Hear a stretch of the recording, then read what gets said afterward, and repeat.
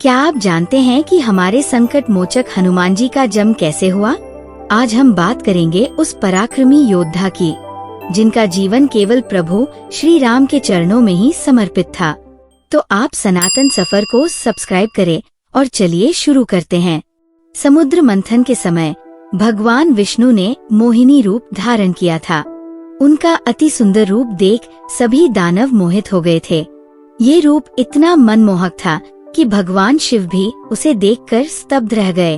उन्होंने विष्णु से पुनः वही रूप दिखाने को कहा। जैसे ही विष्णु ने वो मोहिनी रूप पुनः प्रकट किया, उस समय राम कार्य की सिद्धि हेतु प्रभु शिव का वीर्य स्खलित हो गया। सप्तर्षि ऋषि ने उसे पत्र पुटक में सुरक्षित करके रख दिया। दूसरी ओर माता अंजना पंपा सरोवर के दक्षिण में स्थित नारायण गिरी के पास स्वामी तीर्थ में तपस्विनी भाव से व्रत रखकर भगवान शिव की 12 वर्षों तक कठोर तपस्या कर रही थी।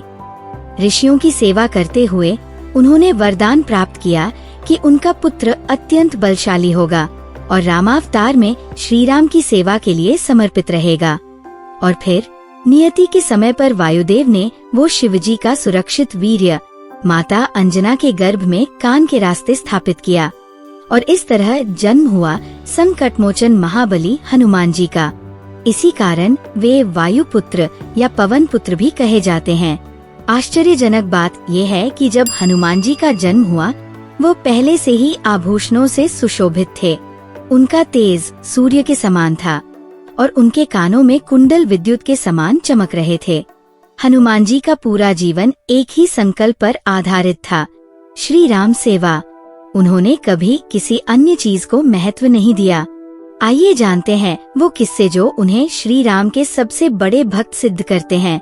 जब श्री राम सीता माता की खोज में वानर सेना संग लंका की ओर बढ़े, तब वो हनुमान ही थे जिन्होंने विराट रूप धारण कर समुद्र पार किया और सीता माता को श्री राम की मुद्रिका सौंपकर लौटते समय लंका को जला दिया था। जब मेघनाद ने लक्ष्मण को मूर्छित कर दिया था, तब श्री राम के आदेश पर पूरा संजीवनी पर्वत लाने वाले और लक्ष्मण के प्राण बचाने वाले संकट मोचक हनुमान ही थे। नागलों के राजा और रावण के सौतेले भाई अहिरावण ने जब श्री राम और लक्ष्मण को कपट करके ले गया था, तब वो हनुमान ही थे जिन्होंने अहिरावण को हराया और प्रभु को मुक्त करवाया था। श्री राम के भाई भरत ने शपथ लिया था कि 14 वर्ष के वनवास के बाद अगर तुरंत ही बड़े भाई राम अयोध्या न आए तो वो अग्नि समाधि ले लेंगे। तब वो हनुमान ही थे जिन्होंने समय पर भरत जी को श्री राम के आने का संदेशा पहुंचाया और उन्हें अग्नि समाधि लेने से रोका था। लव कुश भगवान श्री राम के पुत्र है, यह सबसे पहले हनुमान जी को ही पता चला था। द्वापर युग में महाभारत युद्ध के समय हनुमान जी अर्जुन के रथ के ध्वज पर विराजमान रहे और श्री कृष्ण रूपी श्री राम की सेवा में तत्पर रहे। इसलिए उस रथ को कपि ध्वजा भी कहा जाता है। ऐसे अनगिनत प्रसंग हैं जो बताते हैं कि हनुमान जी का जीवन श्री राम की भक्ति में पूर्ण रूप से समर्पित था।